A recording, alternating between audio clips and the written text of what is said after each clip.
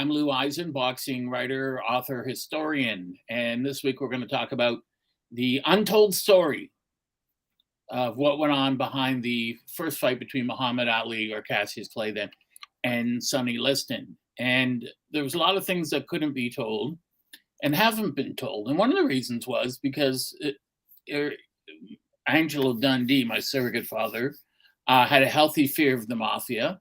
And in his book in 2008, 2009, My View from the Corner, he didn't even mention the mob, and they very much controlled boxing. He had a healthy fear of them. And that fear came from experience, but also through his brother, Chris Dundee. People today don't remember Chris Dundee, and that's really a crime because he was one of, if not the greatest boxing promoter there ever was. And he ranks up there with Tex Rickard and Mike Jacobs. Chris Dundee was a brilliant man. And as was Angelo. They were always the smartest guy in every room. They were. Angelo was actually an airplane technician for jets during the jet age, but followed his brother into boxing after World War II. And Chris had worked with the mafia, with the mob, Frankie Carbo, Blinky Palermo, and knew Oni Madden. And he knew every heavyweight champ, I believe, from James J. Jeffries or James J. Corbett until Tyson. So he worked with them, or for them, let's say, but he was never sullied by them. He didn't commit an illegal act. Chris never had anyone take a dive, never had a fixed fight. He was ordered to plenty of times by the mob, but he just didn't give in. He would always find a way around it. And he was very ingenious.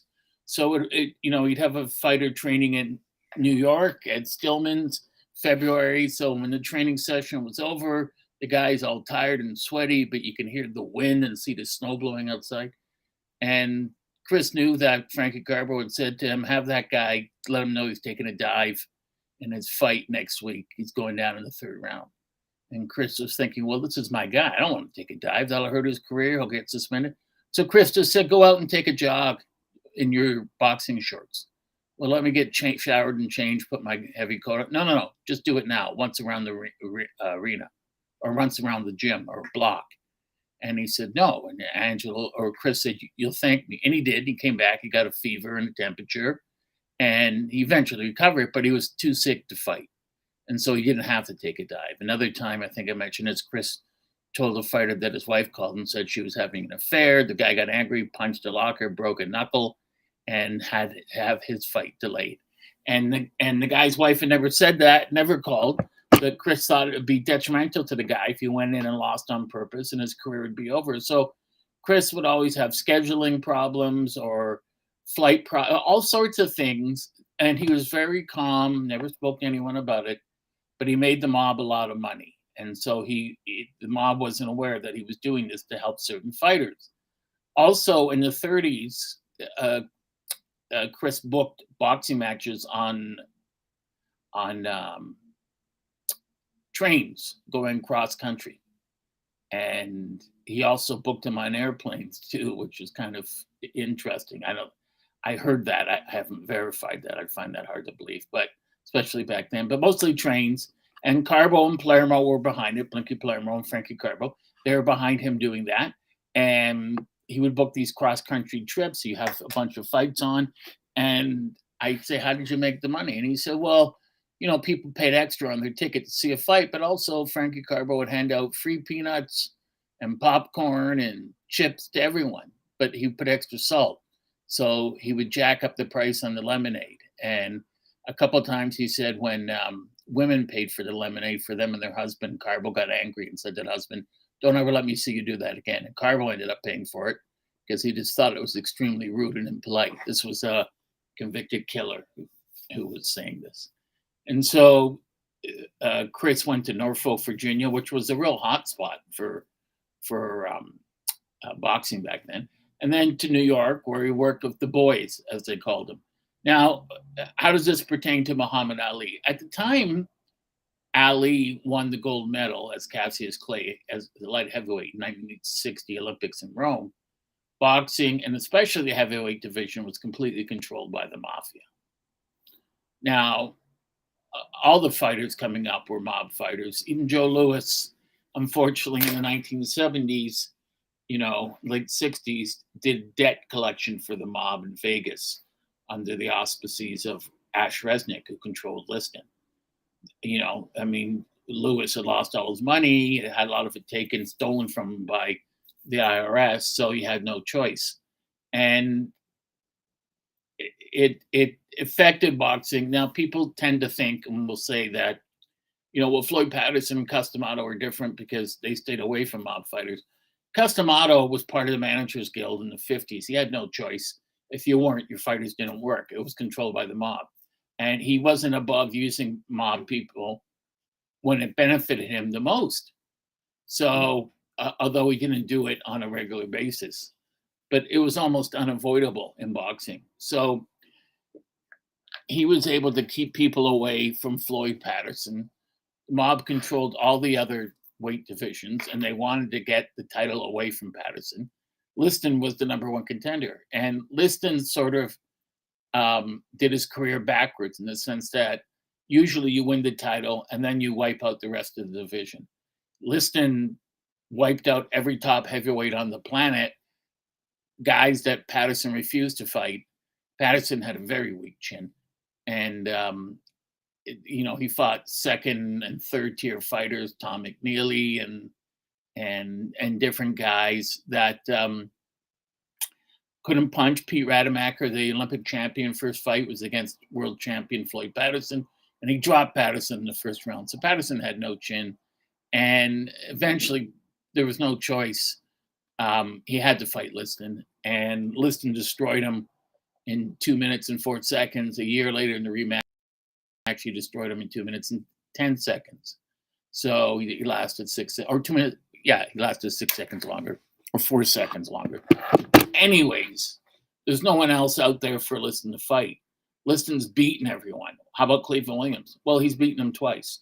How about Eddie Machen? Already beat him. Zora Foley? Already beat him. And can't fight Patterson a third time.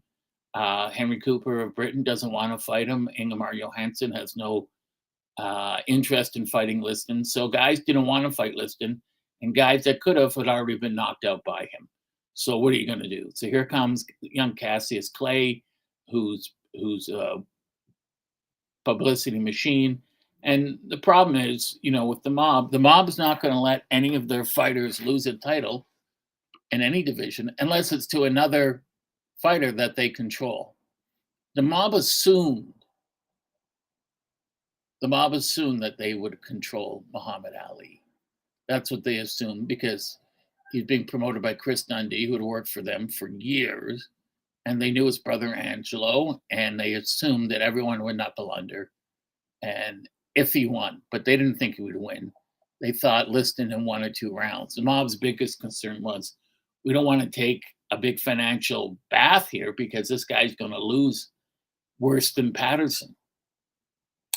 And in fact, there's a video that shows before the fight, Jack Nyland, who was Liston's faux manager. He was a pseudo manager. He was the guy the mob put in place, and he didn't like Liston, and Liston didn't treat him well. And there's a meeting at the Miami boxing athletic commission, and Chris Dundee's there, and Angelo's there, and they're arguing with Jack Nyland and some of his people. And Nyland wants to know who the referee is. This is 3-4 days before the fight. And the boxing commissioner said, I'm sorry, but in the state of Florida, we only reveal who the referee is 15 minutes before. I don't care. This is what Nyland says. My people want to know who the referee is. We want to know now. And Chris Dundee, who's sitting at the back, the camera switches to him slowly, says, my guys outrank your guys. No one knew what it meant then. What it meant is, I know the top guys don't run this sport. There's no, your mobsters don't mean anything. And you're going to find out 15 minutes before. And then Angelo, uncharacteristically, because he's dealing with a mob guy here, says, what do you care? Your guy's going to win in a minute anyways. And he said, yeah, you're right. Don't worry about it. Forget it. And at that point, this is 1964, in February. The fight was February 25th. Carball's in prison, and so is Palermo. But Carball's still running boxing from prison. Carball's still deciding who gets what, who gets paid what, and who wins and who doesn't win, and who gets a title shot. And the reason he didn't he didn't come after, he didn't have his people go after Chris because he'd known him for years, although it didn't matter to Carball or Angelo, is because Chris Dundee made a very smart move. In 1952, he moved from New York to Florida because it was unclaimed boxing territory. Mob-wise, it was run by Santos Trafficani. So he moves down there for his brother Angelo, and he makes a deal with the mob. He said, listen, this is what we're going to do. We're going to put on boxing and wrestling shows every couple of months, but we're going to send you a monthly check every month, whether we put on shows or not. And the mob was Carball was happy with that because they get a guaranteed paycheck every month. And that's all the mob ever really cared about was money. So, Angelo had to give up something like 15, 20% of his paycheck.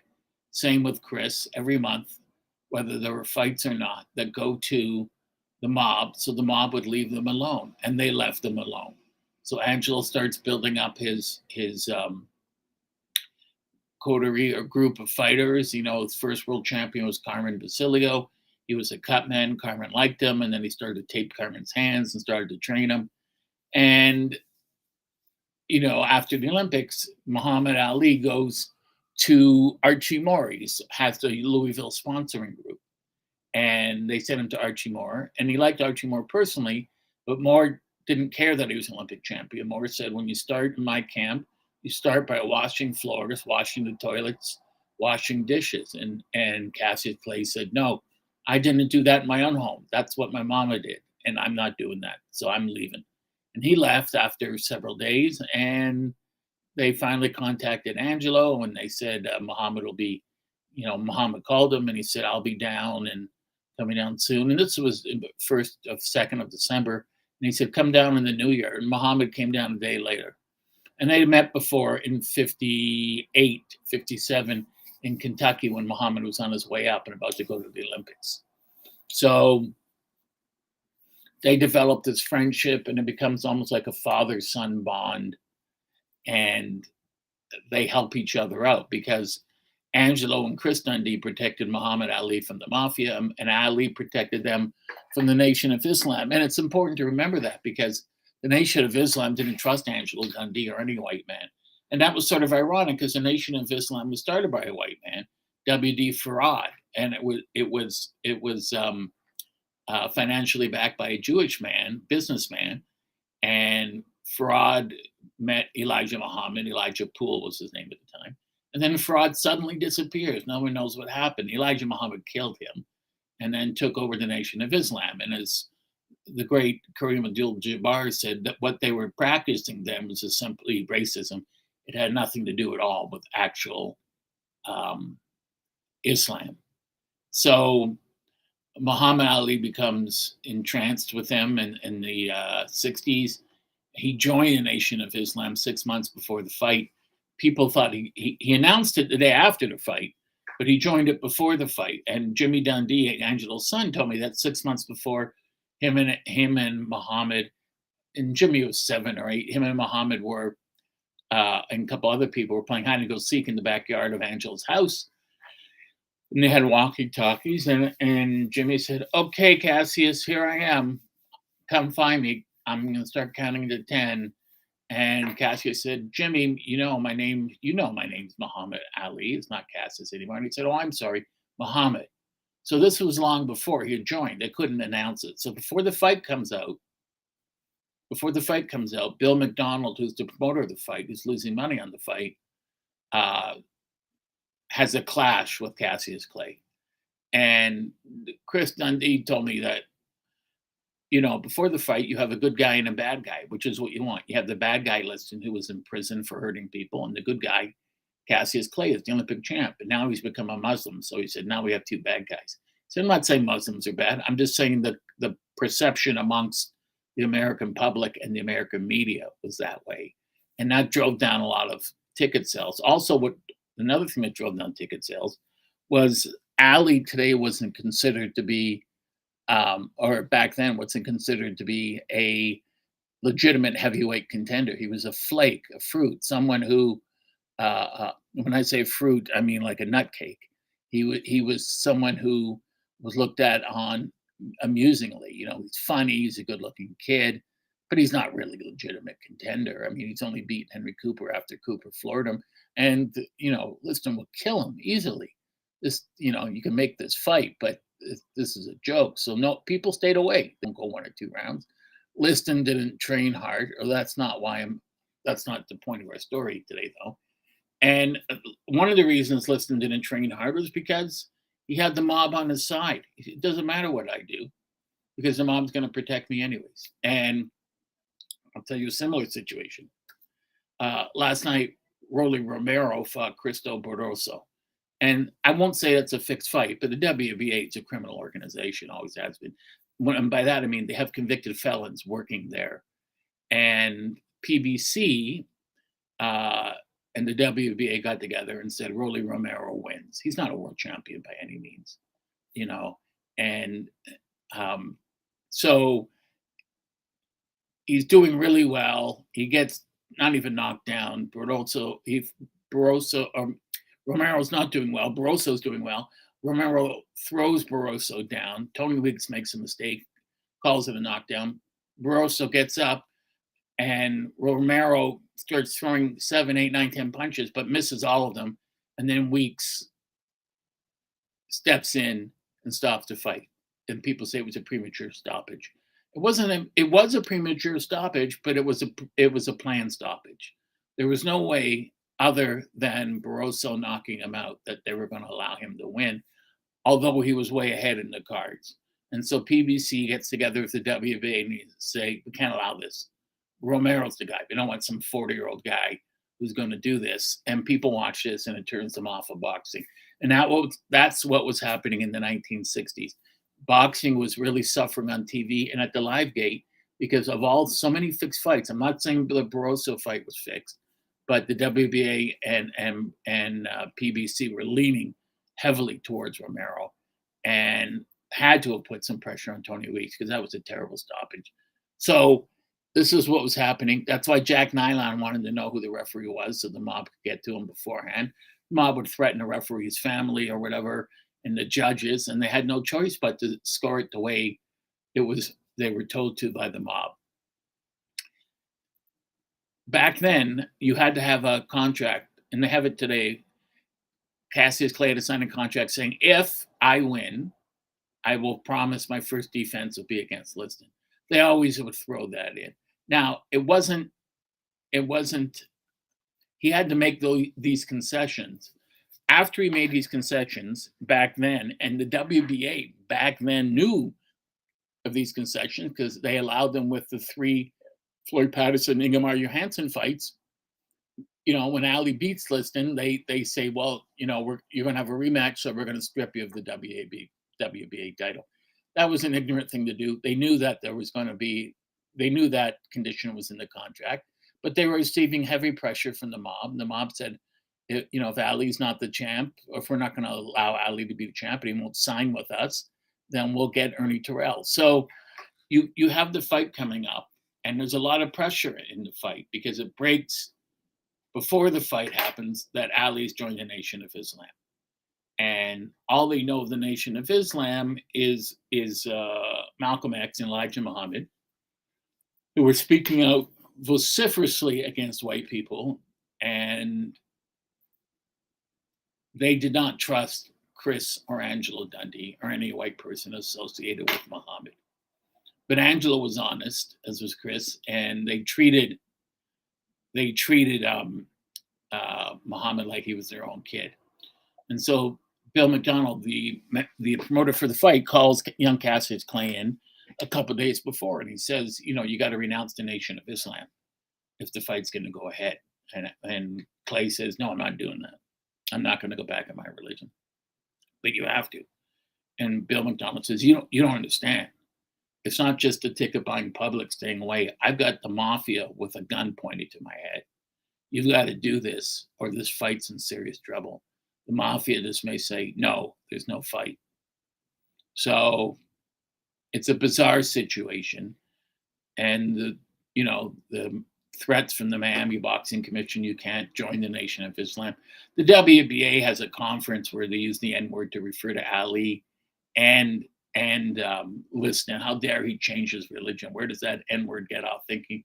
I mean, the most racist, bigoted stuff you can think of. And of course, Cassius Clay stands firm, says no, then there's no fight. Gets on his bus, which he called Big Red. He was going to go back home, but Chris and Angelo Dundee stop him before he takes off. They talk to him and they said, don't worry about the joining of the Nation of Islam. I'm not. He said, that's not the issue here. He said, Chris Dundee said, here's the issue. Your fight's tonight. Yes. Just win the fight and then announce it tomorrow.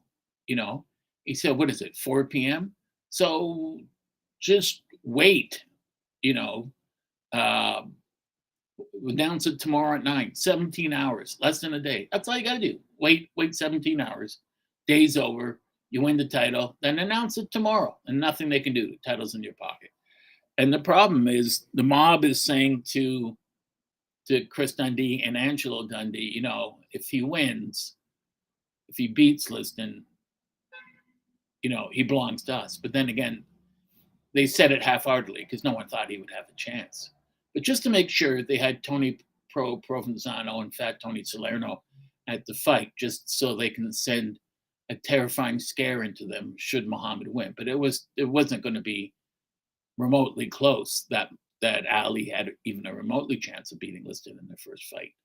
And the mob kept putting pressure on the Dundees and on Clay. The fight's coming up. It's 6 weeks. It's 4 weeks. It's 2 weeks. We haven't heard from you yet. You haven't agreed to anything with us yet. It doesn't make a difference. We're going to tell you what to do. And Chris Dundee was always good at, holding them off. Well, we got this meeting. We got that meeting. I got to be at the Miami licensing committee. I'm meeting with the TV people. I'm meeting with these people. And I'm meeting with, the inspection people who are inspecting the building, Miami Beach Convention Center. And when they would approach Angelo was always, yeah, I'm just a trainer. I don't get involved in any of that stuff. And a couple weeks before the fight, they were picked up by the FBI, and they're taken to a building, nondescript building, where it's like Man in Black. They said it's like 200 FBI agents, black suits, white shirts, thin black ties, dark Ray-Ban sunglasses, and they're putting all these pictures of black Muslims in front of them. All these pictures of men in black shirts, black suits, white shirts, red bow ties. And they say to Muhammad, Angelo and to Chris, look at these photos. And they look at them. Do you recognize any of them from Cassius Clay's camp? And Angelo, sort of winks at his brother and says, I don't know. They all look alike to me. In other words, using the racism of the FBI, the common racism of the time, to stultify, to stop the FBI from intruding and trying to hurt the fight. He wasn't going to go back and hurt his fighter. And they said, but you'll come back and tell us if there's anyone. Sure. And, Chris Dundee said, you can't go back and tell them anything. And Angelo said, I know that. I'm not stupid. But because it got out that they've been picked up by the FBI to look at these pictures of Muslims, the hatred of the Nation of Islam for Angelo and Chris intensified. These are white people, and white people are going to sell us out. And Muhammad said, no, I've been with him since my second fight. He's like a father to me. He's the best thing to happen to me. You can't do this. And Muhammad was protecting Angelo specifically, and Chris, from the Nation of Islam, who physically wanted to remove Angelo from the equation. And don't forget, when Ali fought Cooper, there never would have been a Muhammad Ali if it wasn't for Angelo Dundee, because before the first Henry Cooper fight, when they entered the ring, Clay goes up to his trainer, Angelo Dundee, and says, I got a rip on my glove here. But the rip was infinitesimal. It was like one of the lines on my watch, right? It was very tiny, and it was on the wrist. And he said, I'll tell the ref. And Angelo said, no. Don't. You never know when we could use that later on. So don't. So fourth round, Muhammad gets caught with Henry Cooper's left hook. He goes down. He's out. And when the bell rings, he gets up, and Angelo and Chicky Ferrara have to help him back to the corner. They put ice on his testicles. They use smelling salts, and he's not coming around.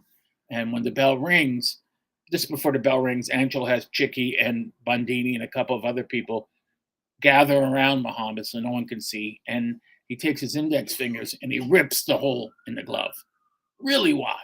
And then they show the referee, and the referee calls time. They have a guy run back. Is there another glove? No. And then run back in Wembley Stadium to the green rooms, dressing rooms. And Angelo said, "Don't worry," and he just tapes over it. And then at this point, he's got an extra 30 seconds. Muhammad's recovered by now, and he says to Muhammad, "Go out and end him, finish it this round. And if you want a title shot, this round." And he goes and he stops Cooper on cuts. Cooper was such a gentleman. I mean, after they fought, Muhammad and Henry spoke almost every day for the rest of their lives. I mean, they really liked each other. Muhammad was very close with Henry Cooper and Henry's twin brother. But after the fight, Cooper apologized to him for bleeding so much. He said, "I would have liked to have given you a better fight." That never happens in boxing today. So Ali gets to fight because Jack Nyland's in England and comes over and says, "Okay, kid, now you got to fight. Eat your Wheaties, eat your veggies, drink your milk. You're going to get killed in one round anyways." And it was assumed by the mob, it was assumed that this would be an easy victory. It would be a one-off. It would last one round, and they would move on to another fighter. And if a miracle happened and he won, it didn't matter because they would control Cassius Clay anyways, and they would be getting 50 to 75% of his future money. And they would also still be getting their monthly checks from Angelo and Chris, not to mention the money from this particular fight. So the mob thought, well, we're sitting pretty. And you could see all these guys. If you watch the tape of the first fight, you could see all the guys sitting in the audience. They're inside and it's well lit. And all these guys sitting in sunglasses, dark Ray-Ban sunglasses and fedoras. Those are all mob guys watching the fight, just waiting, just picking their teeth. Well, this is going to be great. He's going to go out in 1 or 2 rounds. We'll get another paycheck. We're in Florida. We'll go to Wolfie's Deli. We'll do this. We'll do that. And this won't take more. Yeah, this is great. We show up, fight lasts 3 minutes. We go out for the rest of the night, go out eating and drinking, nice cigars, and that'll be wonderful. And the fight is going on, and even up to that moment, Muhammad still has to protect Angelo because the Nation of Islam, the FOI, the Fruit of Islam, is sitting in the first row, and they're in the dressing room when Muhammad's praying, and they're like, "Why is he here? Why is this guy here? Why is this Italian guy here? We don't want him here. We don't trust him." And Muhammad said, "There's no reason not to trust him. He saved my fight last time. This is the guy that's brought me here. We don't trust him. He's white. You can't trust white people."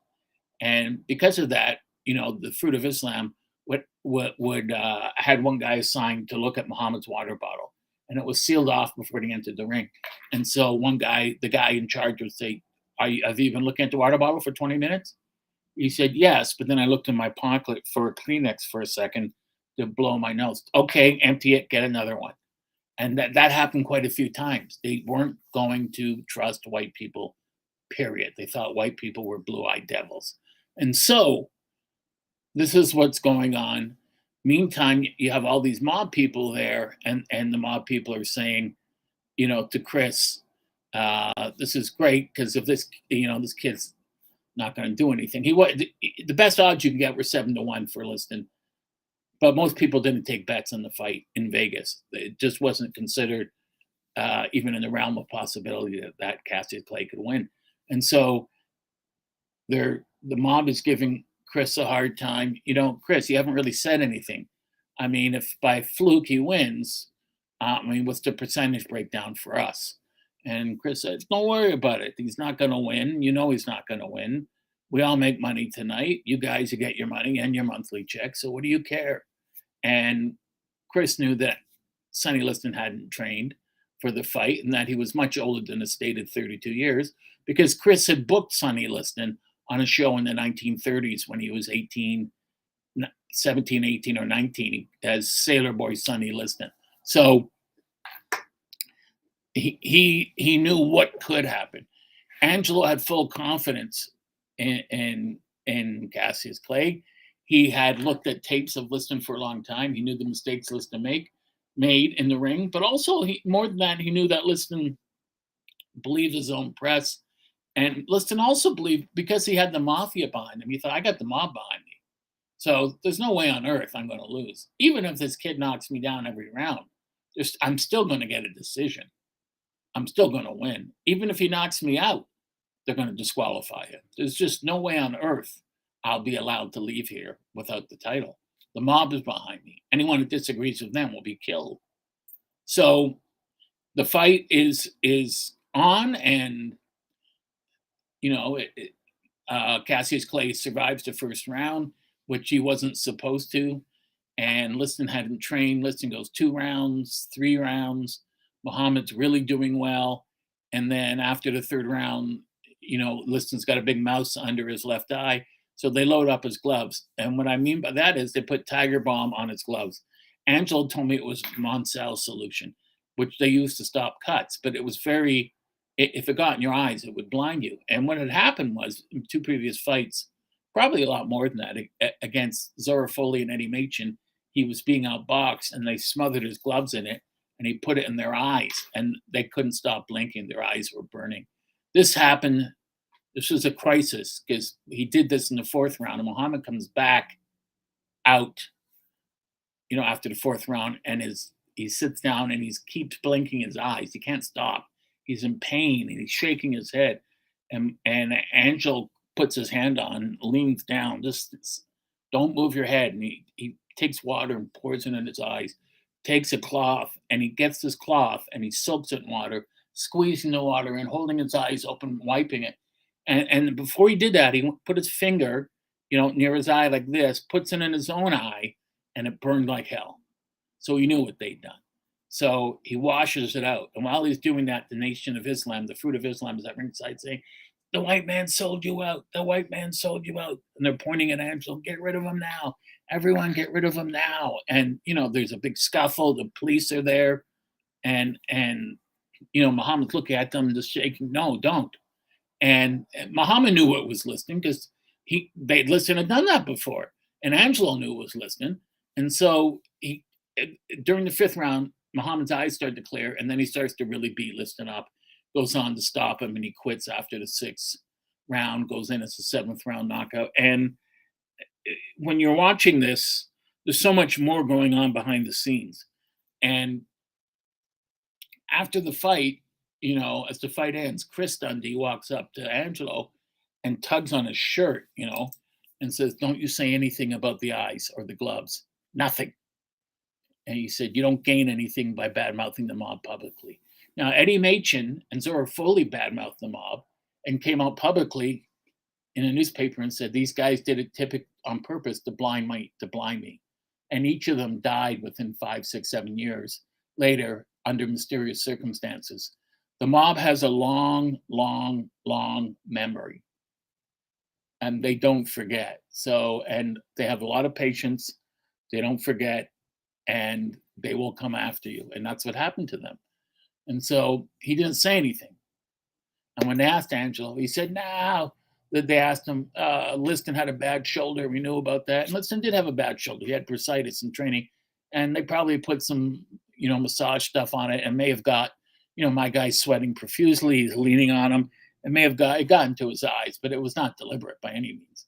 And that was the right thing to say. However, when they interviewed Cassius Clay after, and Steve Ellis asked him what happened, he said they got Dirty Man in the corner. He's a mob guy. They put Tiger Balm or Monsell solution on his gloves, and he wiped it in my eyes on purpose to blind me because everyone could see how I was beating him. And he was beating him. He was beating him easily. And Muhammad shouldn't have said that. However, Muhammad had the Nation of Islam, the Fruit of Islam behind him. He had a lot of people there that night, and those people were protecting him. So he wasn't going to back down to the mob. So what happens is the fight ends. There's the big celebration in the ring. Liston quits because Liston's out of breath after 6 rounds. He's having trouble breathing. His shoulder was fine. He was using it a lot in that round. Uh, he just thought, I'm going to get knocked out. I've got nothing left. This kid's hurting me. And so he quits. And the mob was beyond angry at Liston. They wanted to kill him. You don't give the title away like that. So when the fight's over,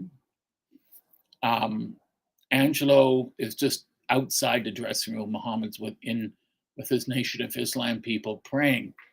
And so Muhammad, Angelo's out there, and he's wiping his forehead with a towel, and he's making sure he's got all the things he needs that he had in the ring, and the tape and everything and that, and stuff to stop cuts. And the man approaches him, Angelo. And he looks up, and it's Tony Provenzano. You know what we're here for. And he's with Fat Tony Salerno. We want the kid. Kid belongs to us. And Angelo said, and you better give him to us, because you know what happens to people that don't do what we say.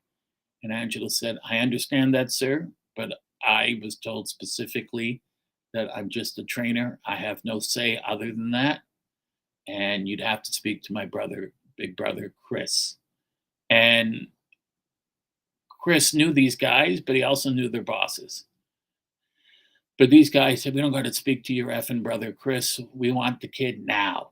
The deal's made now. We want the money now. And at that point, Herbert Muhammad, Elijah's son, who was the hands-on manager of Cassius Clay, Muhammad Ali, comes out and says, you guys get nothing.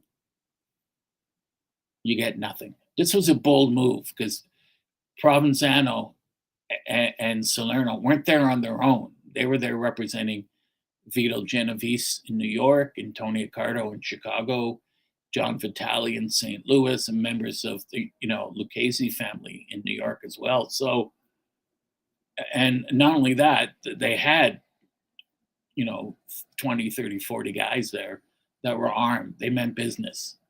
And they said as much, we got 40, 50 guys here armed. We're going to get what we want.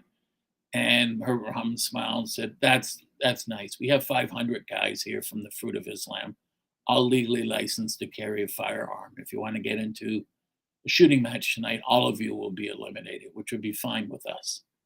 He was very calm. He said, you get nothing.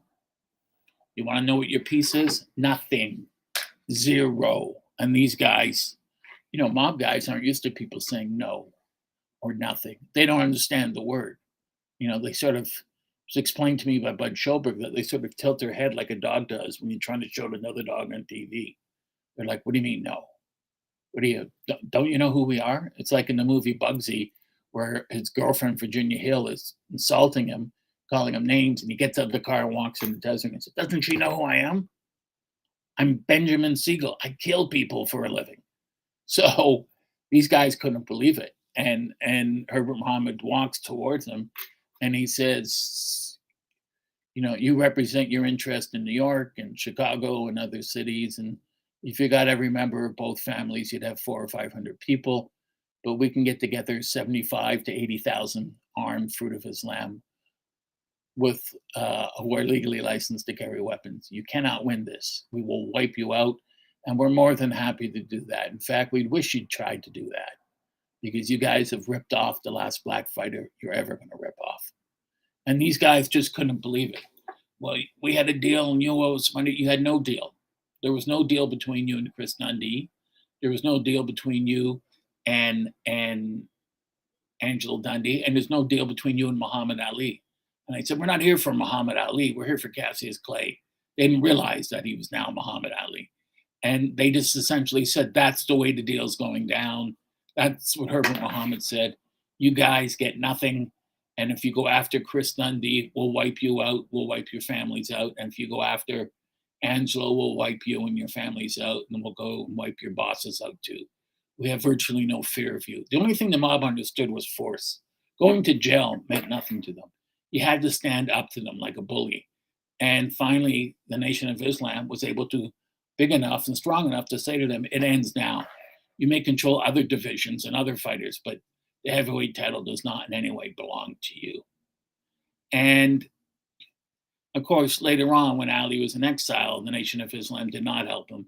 And when he came back to boxing, they ended up taking a lot of his money, as they did back then too. So what happens is, because of this, the mob's so angry, they get together with the WBA, and because the WBA claimed, because they had a rematch of Liston, you're not supposed to have those clauses anymore. Although the WBA has to approve the contract, which they did before the fight. They stripped Ali of the WBA title. They have a fight between Eddie Machen and Liston or Ernie Terrell. Ernie Terrell wins. Liston already beaten them, and Terrell becomes a WBA champion, but that backfired because Terrell wasn't making any money. The mob was losing money on Ernie Terrell because he couldn't put asses in the seats, which is what boxing comes down to. And Terrell begged Ali. He said, "Please, you got to fight me. I'm losing money." And of course, Ali fought him and beat him. And Terrell made all these wild claims after the fight that Ali rubbed my eyes against the ropes and thumbed me. But that's simply not true. Ali was not a dirty fighter ever. But the main gist of the story, of course, here is you have these two forces. You have the Nation of Islam and organized crime, and they're fighting over control of the world heavyweight title.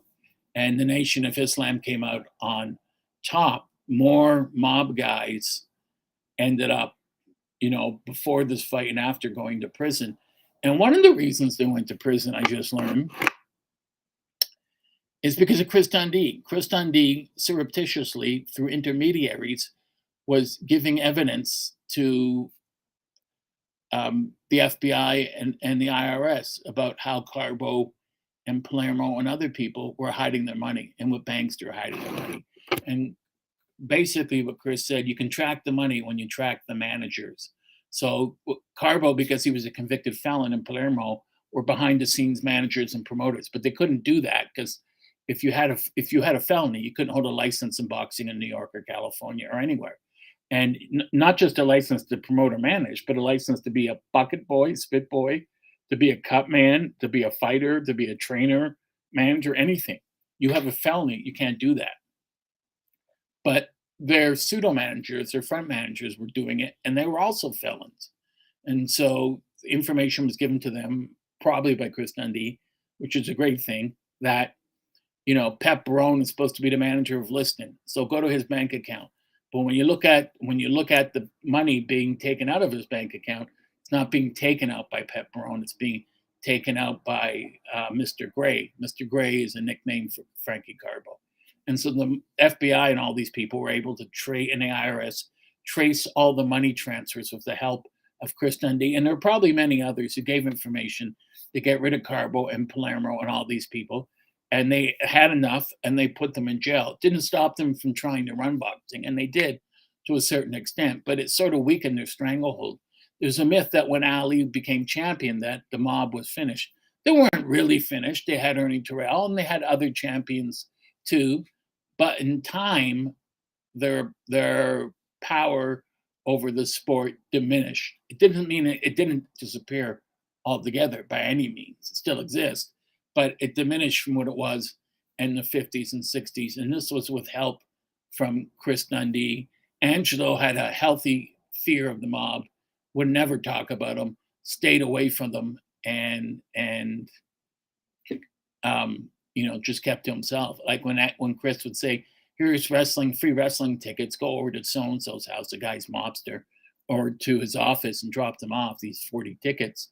Angelo would drive up, see a bunch of mobsters in the window. He'd wait 2.5, 3 hours till everyone left, and then drop it off with the secretary. He just he didn't want to have anything to do with him. And Angelo Dundee and Chris Dundee together, and this was a dangerous time because a mistake could have got all three of them killed. And if the mob, could have turned in an instant and killed all three of them, if they really were aware of the machinations of how Chris was managing and Angelo were managing to protect Muhammad from their evil clutches, and at the same time Muhammad was protecting them from the illogical rantings of the Nation of Islam. And together, Muhammad and Angelo and Chris Dundee, they helped each other. They clung together. They got through it. They went in between two opposing forces and rose to the title and kept it before the American government actually stole it from him because of his refusal to go to Vietnam, which was ridiculous. But that's a story for another day. That's Ring Talk for today. Hope you enjoyed it. Happy Mother's Day to all the wonderful mothers out there, and we'll see you again next week.